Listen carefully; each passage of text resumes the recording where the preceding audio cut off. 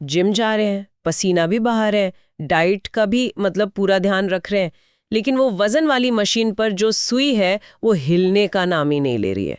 अगर ये कहानी जानी पहचानी लग रही है तो यकीन मानिए इस नाव में अकेले नहीं है। लगभग 90% लोग जो वजन कम करने की कोशिश करते हैं वो इसी फ्रस्ट्रेटिंग दौर से गुजरते हैं। तो आज हम इसी पर एक बिल्कुल सीधी सच्ची बातचीत करने वाले हैं। कोई झूठी प्रेरणा नहीं, कोई लंबे चौड़े वादे नहीं। हम सिर्फ उन सच्चाइयों को कुरेदेंगे जिनके बारे में अक्सर कोई बात नहीं करता।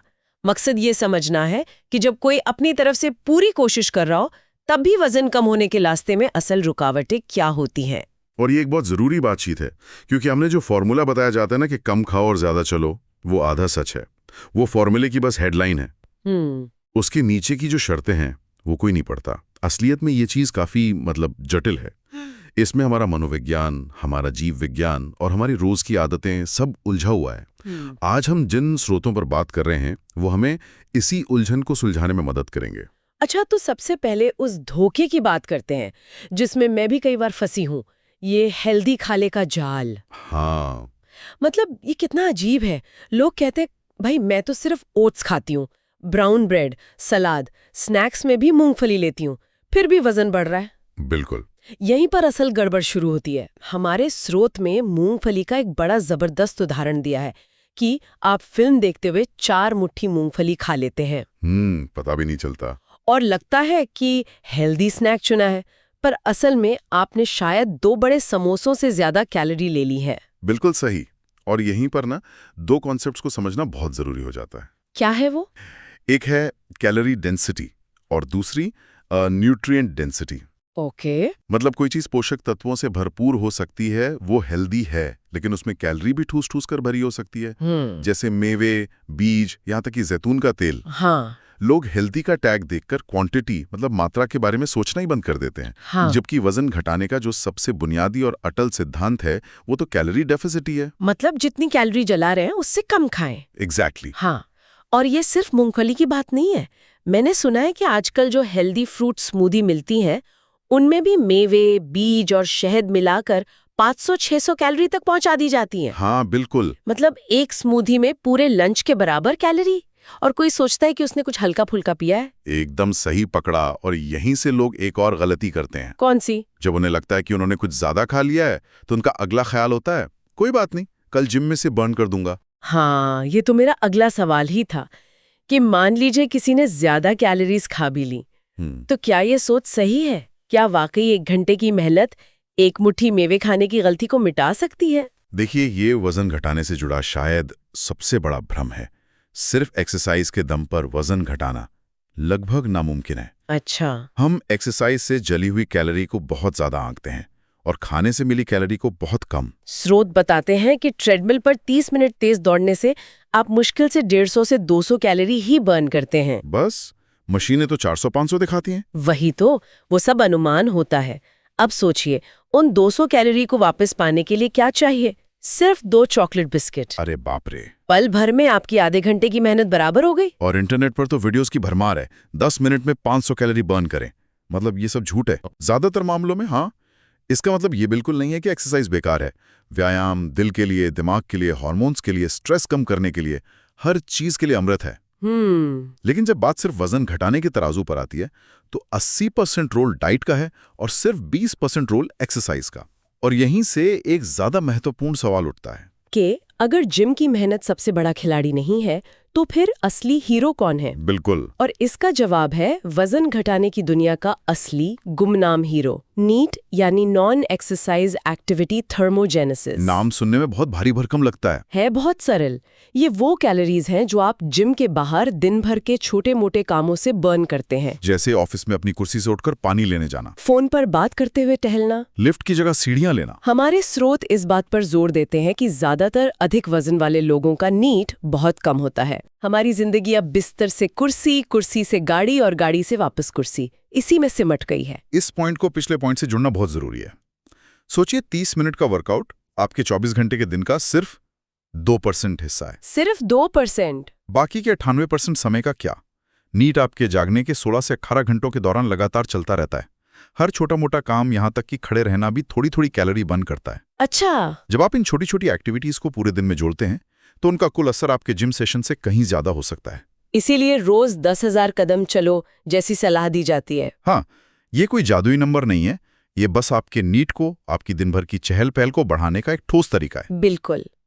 अब आते हैं उस पैटर्न पर जो शायद सबसे ज्यादा लोगों की मेहनत पर पानी फेरता है, हफ्ते के आखिरी दिनों की गड़बड़ी। The weekend problem. कहानी हम सब जानते हैं, सोमवार से शुक्रवार तक एकदम फौजी अनुशासन, सलाद, उबली सब्जियां, सब कुछ नियम से।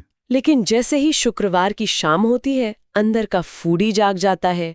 पिज्जा, बिरयानी, मिठाइयाँ, एक चीट मील कब पूरे चीट वीकेंड में बदल जाता है पता ही नहीं चलता। सही बात है। स्रोत में एक बहुत सटीक गणित है। मान लीजिए आपने पूरे हफ्ते मेहनत करके 1200 कैलोरी का डेफिसिट बनाया। ओके। लेकिन वीकेंड पर दोस्तों के साथ बाहर जाकर एक ही मील में 2500 कैलोरी खा ली, तो सारा हिसाब गड़बड़। आपका पूरे हफ्ते का डेफिसिट खत्म, आप कैलोरी सरप्लस में चले गए। इसे साप्ताहिक कैलोरी संतुलन के नजरिए से देखना होगा। हमारा शरीर 24 घंटे के हिसाब से काम नहीं करता, वो लंबे समय के औसत पर चलता है। अच्छा।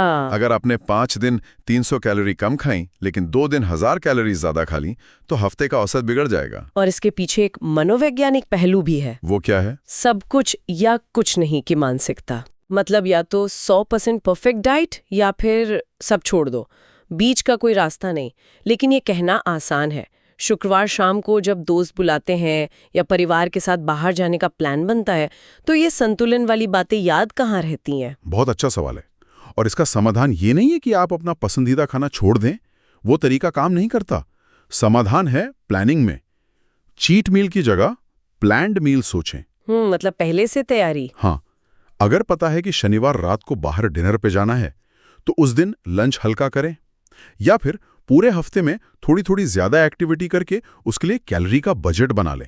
ये अच्छा आइडिया है। संतुलन का मतलब परहेज नहीं, समझदारी है। एक मील को एंजॉय करने का मतलब ये नहीं कि अगले पूरे दिन भी रास्ते से उतर जाएं।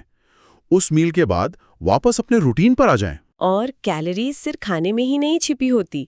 अगला बड़ा मुद्दा है लिक्विड कैलोरीज का, जिसे हम अक्सर नजरअंदाज कर देते हैं। मैं अपनी वो कोल्ड कॉफी नहीं भूल सकती जिसे मैं सिर्फ कॉफी समझ के पीती थी। हाँ। बाद में पता चला उसमें 3 चम्मच चीनी, चॉकलेट सिरप और आइसक्रीम भी थी।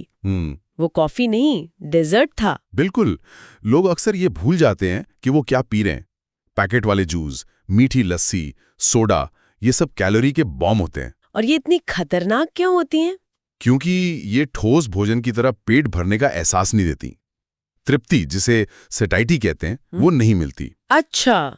आप आसानी से 500 कैलोरी की कोल्ड कॉफी पी सकते हैं और 15 मिनट बाद फिर से भूख लग जाएगी। सही बात है। लेकिन 500 कैलोरी का प्रॉपर खाना खाने के बाद आपका पेट घंटों तक भरा रहता है। हमारा दिमाग लिक्विड कैलोरी को खाने की तरह रजिस्टर ही नहीं करता। स्रोत में एक बहुत अच्छा उदाहरण है, हाँ, संतरे वाला, कि एक ग्लास जूस में लगभग 6 संतरों के बराबर कैलोरी होती है, लेकिन उसमें वो फाइबर बिल्कुल नहीं होता जो असल फल खाने से मिलता है। और पेट भरता है। एग्जैक्टली।